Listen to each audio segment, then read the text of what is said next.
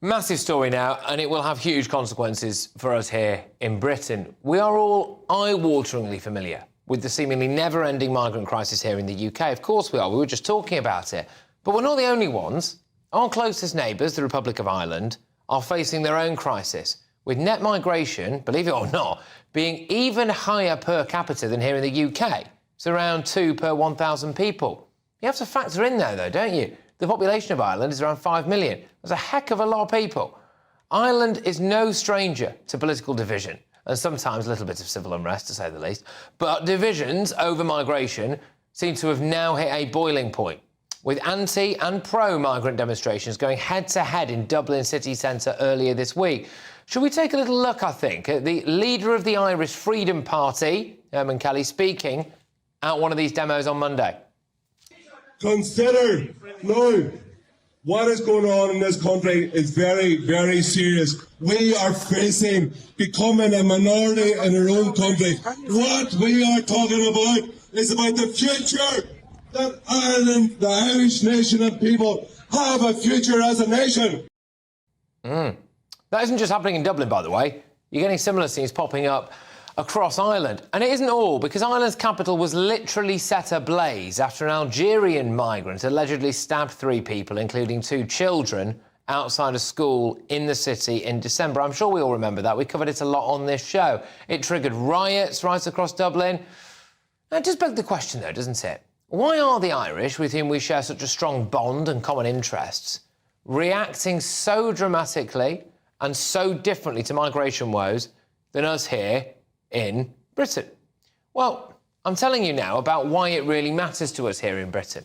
Because if Ireland is accepting in a huge number of not just legal migrants, but asylum seekers as well, and they're putting them in a variety of different hotels. And the Irish, at sometimes, have started setting fire to some of these hotels. They've started blockading them with much more regularity than we have over here. Well, what could a lot of these asylum seekers do? They can cross the border, can't they, into Northern Ireland and get into our own territory. And indeed, that is a massive concern. Now, I had an off-the-record chat earlier today with a member of the House of Lords who said just that. Look, to discuss this story, I am joined by the man himself. He's the leader of the Irish Freedom Party. It's Hermann Kelly. Hermann, thank you very much.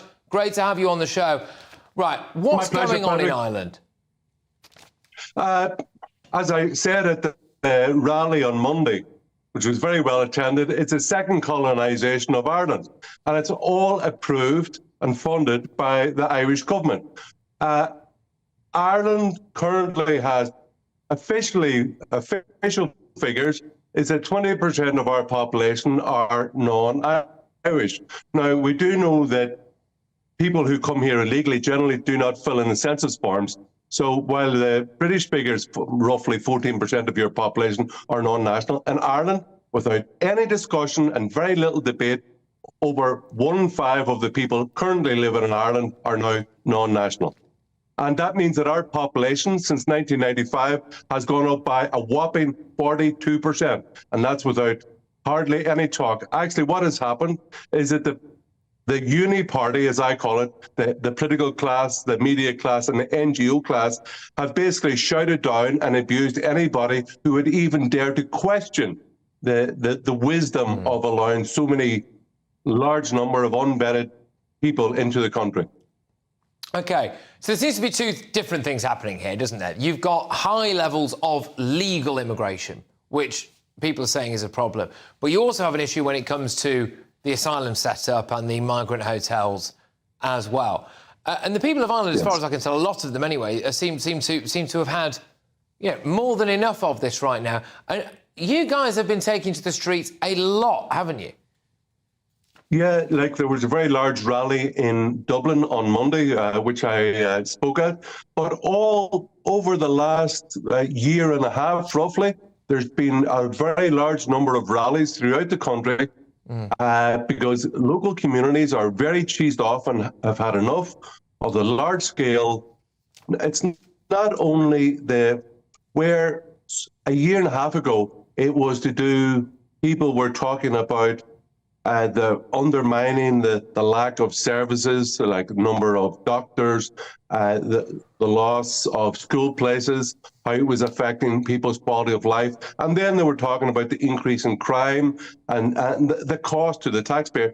But it has actually moved on in a very short period of time because the huge numbers of people coming here, it's now an existential crisis for the continuation of Ireland as a nation and as a nation state. It's gone well beyond just, oh yeah, we don't have enough doctors for the people coming here, and we don't like the increase in crime. Now it's become much more serious now, because Ireland, like compared to the UK and America, etc., we have a small population on a small island, and it's our only homeland.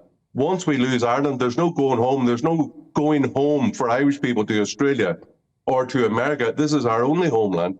And when well over 1 in 5 people are now non-national in Ireland, well, for the continuation of Ireland as our homeland, well, we've got large troubles. Yeah, and as well, you see clearly, obviously in Ireland, huge elements of rural community, you know, pocketed quite small communities, and you plonk an asylum seeker hotel in the middle of that with no definitive end time, it fundamentally changes that entire community, and quite possibly forever, doesn't it? The surprising part, yeah, as you point out, it's not just in Dublin, in the big cities. It's in small villages in rural Ireland, in the west of Ireland. So in many villages, for example, in West Clare, which you would think would be a rural ideal, in many of these small villages now, Irish people are well outnumbered by people from, and asylum seekers, they're from safe countries such as Georgia, like other countries, Afghanistan, Nigeria, Algeria. Like in some of these countries, Afghanistan, Algeria, are known to have very high crime rates. And for example, in 2022, there were 12 women were murdered in Ireland. 5 of those women were murdered by non-nationals. And I'm sure you've heard of the case in Dublin recently. Yeah. 2 months ago, where an Algerian national stabbed 3 children and a woman teacher they stabbed children in the neck in the middle of the day in a main street in Dublin. Of course, there was outrage about that. And there's been a number of murders over the last number of years. And as you pointed out at the start, yes, the government and the media want to talk about immigration, and it's all about asylum seekers and refugees. But our main problem isn't that. It's actually completely legal migration through EU open borders and free movement. The media want to talk all the time about asylum seekers, but our main problem is actually EU open borders. You know what is backfiring now on the kind of ruling elites in Ireland? I mean, obviously you do. You're literally at the coalface of this. But it is, I think they underestimated the actual strength of Irish national identity and pride. And, you know, we here in England, we didn't lose that a long time ago, but it was a lot more diluted, I think, in Britain a much longer time ago. And so when you see a higher influx of people, you kind of absorb it a bit better, and all of a sudden the die is cast before you know it's happened. Whereas in Ireland, especially getting those rural communities... Can I just ask you, Hermann, quickly, please? So my understanding is that there are people now in Northern Ireland who are very, very worried, actually, about what this means for them, because they're worried that this could become the new gateway for illegal immigration into the United Kingdom as well. Go on. Exactly. On that point now, 60% of people who have applied for asylum in Ireland apply at the office in Dublin. They don't apply at the port of entry, be it at Dublin Airport, etc., right? Or the port in Rosslare. So they've come into the country in a way unknown to the state.